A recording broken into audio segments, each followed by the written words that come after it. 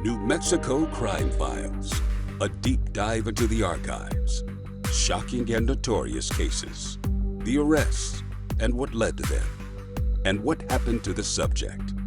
Here are your hosts, Dean Staley and Jessica Garate. Hello and welcome to the very latest episode of New Mexico Crime Files. I am KRQE's Dean Staley, along with my co-anchor, Jessica Garate. A pleasure being here today. Really good to be with you. Jess, we have an absolute, we have a number of different crimes we'll go through during this episode, but our first one is an absolute heartbreaker. It is a really sad one to tell. This is back in 2023, a single dad taking his daughter to school when there's a horrible crash and injures both of them. And it's just the saddest, one of the saddest stories I think I've seen it, because we got to know through pictures, we got to know her and we interviewed people that knew her and just seeing those photos of her, it's just tremendously heartbreaking. And a crash, because this is Crime Files, that was not an accident. A crash that was absolutely the fault of a human being who was behaving in the worst way. Absolutely. Let's go ahead and take a look at that story. This is Jessica Barron from March of 2023. Just hearing in her voice, like the panic and the concern, and it was just a quick no. You know, everything's not okay. Jennifer Pagan says she'll never forget when a friend called to tell her that 43-year-old David Pizarro and his 10-year-old daughter Penny had gotten into a crash. On Monday, Pizarro was driving his daughter to school on her first day back from spring break before going to work. That's when police say John Bearden Jr. ran a stop sign and T-boned Pizarro while driving a stolen state SUV near San Pedro and Zuni in southeast Albuquerque.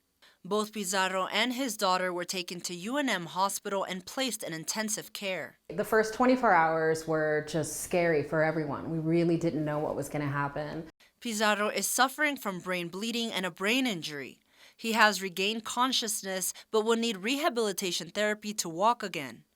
His daughter is in a medically induced coma and has a fractured femur and pelvis, along with damage to her liver and chest and a collapsed lung.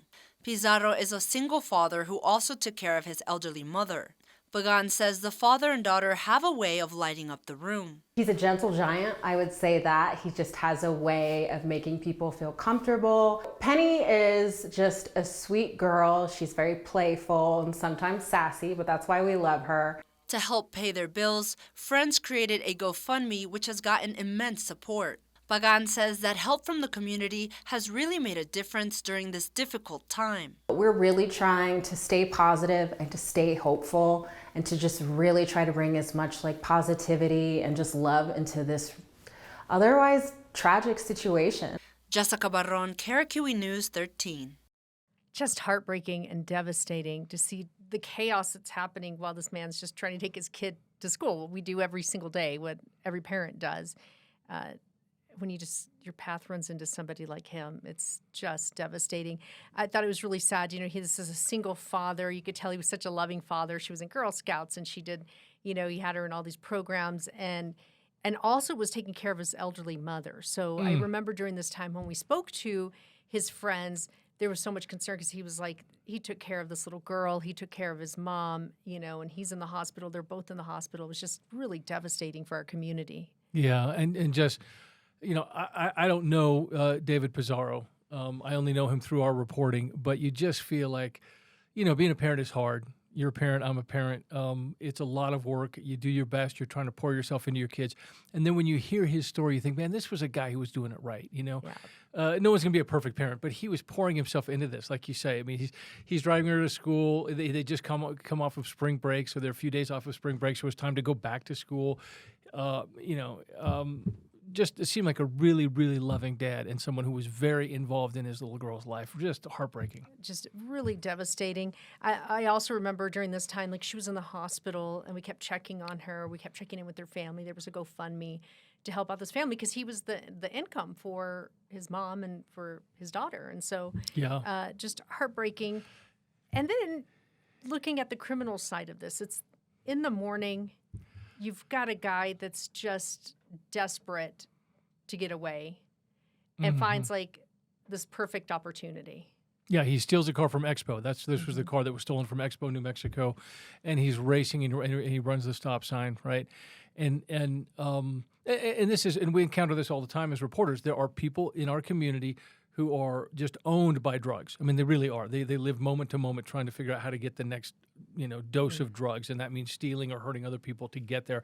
Well, this guy was methed up, right? He had meth in his system, and was racing, flew right through the stop sign, and that detail was heartbreaking as well because he hits their car, T-bones their car on the little girl's side of the car, right? And she ends up with a broken femur, a broken pelvis. I mean, you just think about just the crushing impact for a 10-year-old girl on that side of the car, even someone who's in a car seat. I mean, this is really there's really hard to protect someone in that circumstance. Yeah. Just a heartbreaking situation. Then we followed this case through. He goes to trial. Yes. John Bearden is the man's name. This is the man who did John Bearden Jr. is the one that caused this crash. Yeah. So about 18 months later, he learns his sentencing. We were there when that happened. This is Jessica Salinas, who was in the courtroom that day. The defendant took a precious life from me. She was destined for great things, and I could see it in her. 10-year-old Penny Pizarro's family in court today sharing the life that was taken away from them on March 27th, 2023. I'll never walk her down the aisle. I'll never get to be a grandfather. Penny's passing didn't just take her from me. It took the future we were supposed to have together. Her life taken after John Bearden Jr. stole a state-owned car from Expo, New Mexico while he was high on meth. Surveillance video shows Bearden going what the state says was 64 miles an hour when he went through a stop sign near San Pedro and Zuni, colliding with the car carrying David Pizarro and his daughter Penny. And then there's the fleeing on foot to hide. And so again, I think there was an opportunity there, maybe not in the state of mind you were in, but objectively there was an opportunity there to stop and render aid and try to help. The defense in court argued for leniency, saying that Bearden had a difficult life growing up. Bearden was facing 27 years for homicide by vehicle, leaving the scene of an accident, and DWI. The judge ultimately giving him 22 years in prison. Bearden sharing some words with the victim's family. Please know that not a second of any minute, of any hour, of any day passes when I am not fully aware of the president's deaths and Penelope's absence. The family hoping their loved one is remembered as a vibrant 10-year-old who loved unicorns and the color pink. Well, we're glad it's finally over. We're hoping to find a little bit of closure after this and be able to move forward with our lives. The sentence was strong, and I appreciate that the judge gave everything that she could. So there you heard a heartbroken father talking about the death of his 10-year-old little girl. And I said before, I just want to high-five this guy as a dad. Like, he just seemed like he was doing everything to be in his girl's life, and what a great father, and then caring for his mother at the same time. And just you and I, because we cover stories like this all the time, and there's a lot of misery that we cover from, day in and day out. There's always this moment where you have someone like this who's clearly an addict, right? This is a guy on meth driving 60 miles an hour through an intersection, just horrific. And at the end of the day, I'm sort of caught in these two worlds. Like, hey, screw that guy. Like, I don't care if he goes to jail forever. Like what he did was so horrific. And then there's another part of you that says, wow, this is a human being who was a prisoner of a drug addiction, right? That's a totally different way to look at it. And to look at him with some grace and say, here's someone who fell into this thing that he couldn't get out of. So, but you had a thought about his not his confession, but his apology. And we don't see this often. A lot of people rarely apologize when they're being sentenced or have anything to say, or when they do, it feels a little forced, or they've written it out, and it just doesn't feel like it's coming from the heart. This one truly did. Like him saying, it gave me chills. Like that he thought of her every single. There not a day goes by that he doesn't think about this little girl, and thinks about Penny. And so that really, I think it really resonated in that courtroom, and I'm glad that he was able to say that to that poor family, and that it came across very heartfelt and meaningful. Jess, I think you're absolutely right. I just felt like there was real contrition there. And this was a guy who got 22 years and didn't jump up and say, screw you, I mean, he knows he's going away for a long time. He could have been defiant in this moment. He could have said, "I don't care. I'm going." He really seemed like he understood the gravity of what he had caused and the damage that he had caused to this family. Yeah. As you had mentioned, he had gotten more than 20 years. I love that Judge Jennifer Warnersbach. And I do want to start including these judges in here because I've had people email us asking like who was the judge in these cases. So People I want do to know want for to sure. know, Yeah. and I love that she did point out, she's like, you had the opportunity to stop. And I think that's even harder too, is you're thinking like, you're just so out of your mind that you wouldn't even stop, and you've just hit this little girl. And, so I did like that she had pointed that out and was like, you could have at least helped after causing this crash. So. Right. And he's in this drug-induced state, right? Yep. He's just flying down the road in a residential area running a stop sign. So who knows if he even knew who was in the car, right? I mean, he just kept, trying to get away. That was his mindset. All the family and friends, as you saw, wore pink to honor Penny. Penelope, great kid. And they're hoping that the family just hopes that when Bearden gets out, that he'll share the story with others so this doesn't happen again. Yeah, So. and let's hope that's true. Yeah. Let's hope he turns this misery into something more positive in his life to share with the community. So we have another story coming up. We're going to take a short break, but this other story involves the same type of crime where you have someone just incredibly irresponsibly just flying through town trying to escape police. The circumstances are a little different in terms of how it started, but it's pretty compelling video. Very compelling video from the witness that we're watching. We'll be right back.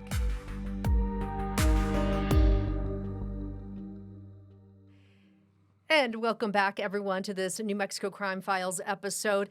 This next story that we followed, it was supposed to be just a regular traffic stop that quickly turned into complete chaos, put a lot of lives in danger.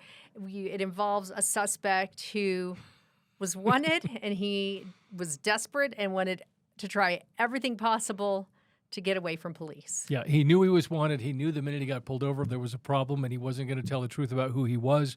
And from then on, as you said, Jess, it's just an explosion of chaos. And one of these stories that you're just thankful that more people weren't hurt. Yes, and we have to show you the story because the video, there's a witness who's inside a business seeing this all unfold in the parking lot and is recording it. Yeah. Imagine being inside a strip mall and looking out and seeing this happen. Going down. Yeah. So here's a story. It's from Brittany Bade. Oh no, what are you doing? A suspect caught in between a parked car and a cop See ya! somehow squeezes out to get away. About 5 minutes before, witness video shows 31-year-old Alex Martinez fighting with an APD officer at Corzine Array. According to the criminal complaint, the officer pulled Martinez over and Martinez lied to him about who he was in an attempt to hide the fact that he has outstanding felony warrants from 2015 for violating probation and a child abuse case. The officer told Martinez to get out of the car, but he refused. Then Martinez was tased twice by the officer, but he kept fighting. Much of the fight is blocked by the open car door, but right here where you see the officer pull away and fall is when he says Martinez tried to grab his gun. Get down, dumb. Why are you running? Martinez then runs away on foot, but circles back to his car and hops in. He's gonna hit the cop. This time he jumps the curb, driving on a sidewalk right outside the Jersey Mike's sandwich shop. The officer then pushes him into a nearby empty car to try and stop him. He gets away, but Martinez would get pinned again just about 9 miles away. Officers used a pit maneuver to stop him at I-25 and Cesar Chavez. There, he was taken into custody. Can we call up Alex Martinez? Today, Martinez was supposed to have his first appearance in court. Is Alex Martinez over there? But he refused to leave his cell, which is where the state wants him to stay. All right, Jess, we can be a little more lighthearted about this only because no one was hurt in this one. But man, this just goes back to that thing I talk about every now and then where you're a police officer, you pull someone over, it's just a traffic stop, you think it's not going to be a big deal, but the cops never know when it's going to go south, and it went south right away. This guy lied about who he was. He knew he had warrants. He wasn't going to jail, and from then on, it's just this: I will run. I don't care what's in my way, and that's terrifying. Yeah. Well, and I mean, he hit 5 cars along the way during this chase. He's very lucky that no one was seriously hurt. I did want to point out this was back from 2018. And one of the things that I thought was amazing was how the officer tried everything to stop him. I mean, he's pinning him up against another car that was empty, so he knew that was happening. And then they finally snap him on the interstate by pinning him up against the wall again. And this is a guy who just was not going to give up. Like, at all cost, he was going to just keep going until something happened. And so glad he didn't get the officer's weapon and shoot the officer or shoot someone else. I actually thought he was going to take out those posts that were holding up the awning, and that you would just see the collapse of the front of this building as he plowed through those. So he managed to get around those somehow. And again, the officer tries to pin him. The one question I did have, and we always end up with some, as reporters, you want every question answered. I did not understand why Albuquerque police didn't have more backup there sooner, because you got to believe he's like, suspect resisting. He's got my, it just seemed like I've already tased him. Like at this point in Albuquerque, you would think there would have been more cops there sooner. So who knows what that's about? They might have just been really busy that day. I don't know. Yeah, right? It's wild that no one got there sooner. It's also wild that he was tased 2 times. I mean, most people can't handle one tase, much less 2, and some people are just built differently, but that did not work on him. That's the adrenaline of I'm not going to jail. Yeah, That's what that is, I think. He's just like, Yes. And then there's this sort of Keystone Cops moment where he runs away and comes back to his car, and you're just thinking, no way. The cop's chasing him, and he manages to get back to his car and get in his car and drive it away. Off. Like, oh, goodness, man, this was a tough one. So he pled guilty as a violent repeat offender and was sentenced to 4 years, 6 months behind bars, and all the time was suspended, and he was put on probation for 3 years. A month later, he violated his terms of release by being arrested for child abuse charges. He was held on the child abuse charges, but was given an ROR, released on his own recognizance, on violating his probation. The child abuse charges were eventually dropped because he was indicted federally as part of a massive drug operation. And at this time, he's still awaiting trial on that. Man, this guy just not getting it together. And props and credit to Albuquerque police who are dealing with these kinds of people routinely. They don't every traffic stop isn't one of these guys, but every now and then you're going to rub up against one of these people who don't care about anything. They just care about getting away. So glad no one was hurt. So here's the tease to the next story, Jess. And this should be enough. This involves a theft and a UFO. Okay. You got me. All right. You're hooked? I'm hooked. All right. We'll be right back.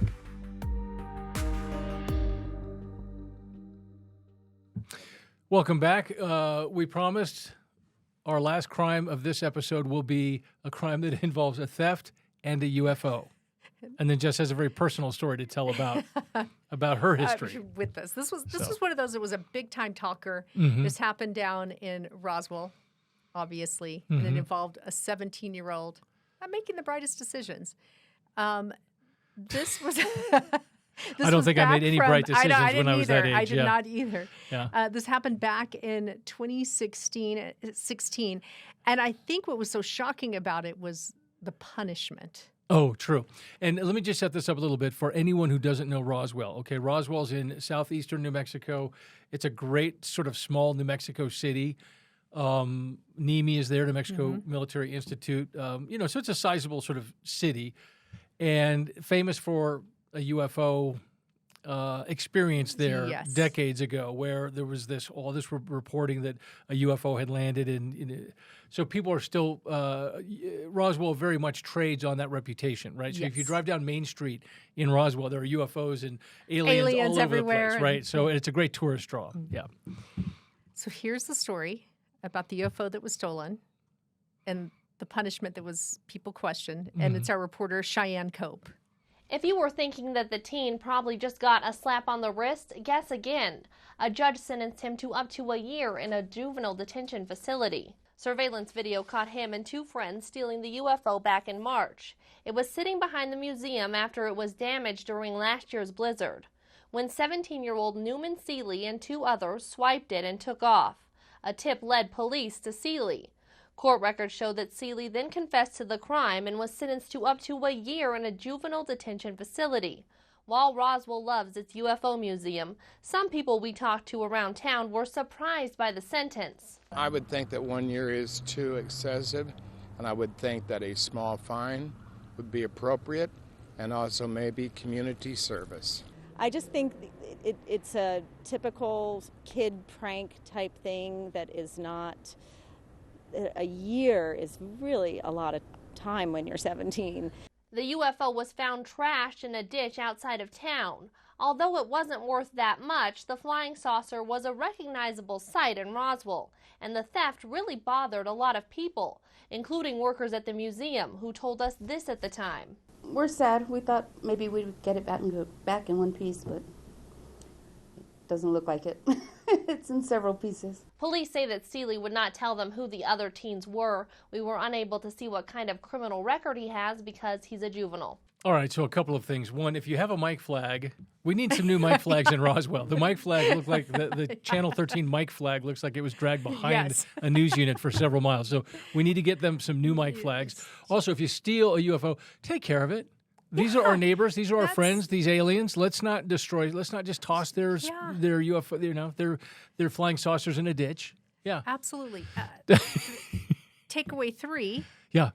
It's a whole different kind of world in a more conservative southeast town of New Mexico. Yes. I think if that would have happened up here, the punishment, probably a fine, probably some community service. Down there, they're not messing around. Yeah. They're like, you mess up, you're getting a punishment. You're going to do some real time. Yeah. I also thought it was fascinating, and you brought this up, Jess. This is sort of the most interesting part of the story is. Most interesting part of the story is that people in Roswell are like, that seems like a lot of time. Like, these are people who went up on the water tower and painted their names. You know, I mean, I'm not saying these people, but these are people who are not unfamiliar with teenage pranks and having, living in a small town and doing stuff like that. So they were really sympathetic to this Newman Staley kid. A little secret, I kind of am too. Let's hear about it. Let's hear it, Jess. 17 years old. I feel a confession coming on. The same age, by the way, as Newman Staley. Same age. Yeah. Two other my other girlfriends with me. We're driving around small town, little Rollins, Wyoming, nothing going on. Yeah. I see a construction cone. So we think it's going to be funny just to take one of the construction cones. Ooh. So bad move number 1. Bigger, dumber move was that we left it in my friend's garage, and her dad's was the judge in the town. So he paid me a visit at my job the next day. I was a waitress. I was scared to death. He came up and he's like, "Do you plan on going to college next year? Wow. Did you get the Sundance scholarship? Do you plan on keeping that scholarship?" And I'm like, "Yes, sir. Yes, sir." I'm like freaking out. And he's like, "Then I suggest you take that cone and go put it back where it belongs before you get charged with theft." Wow. Never stole anything else. So I've known Jess for more than a decade now, and I have never heard this story. So this is new insight, Jess. Yeah. But for this moment, you might have been like Thelma and Louise. You might have been off the rails, just gone down some other path. Yeah. Luckily, the judge gave me a second chance. Wow. Yeah. Okay. Yeah. And the UFO's destroyed, and the guy never turned on his buddies, by the way. No, I know. I kind of appreciate that. We respect it a little bit. We shouldn't, because he should just be honest and say these were the guys who did it. But maybe that's why he got more time, too. That could be. He might have got stuck with more time because they said, who else did this? And he's like, I'm not giving up my friends. And of course, I also think it's a little funny. They've got the video of this truck, and the thing doesn't fit in the truck, so it's sitting on the top of the bed in the back of the truck, just driving around Roswell. Look, I got the UFO. Hope no one sees our UFO in the back of our truck. My goodness. Oh. Okay. Well, good for the.